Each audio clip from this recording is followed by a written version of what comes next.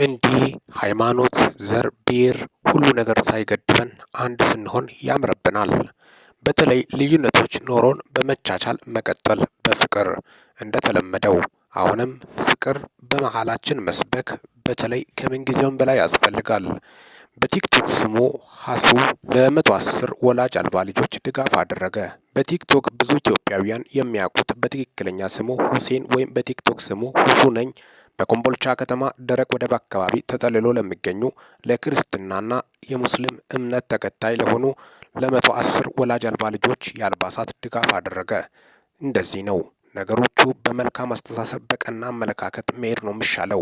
እርስ በርስ መዋደድ፣ መፋቀር፣ ብሔር፣ የተለያዩ ፖለቲካዎች ሳይገድቡን በእርስ በርስ ወንድማማች ፍቅርን ማስፈን ያስፈልጋል። እጅ ለእጅ ተያይዘው ወደፊት መሄድ እንደሚያስፈልግ ጭምርም ነው።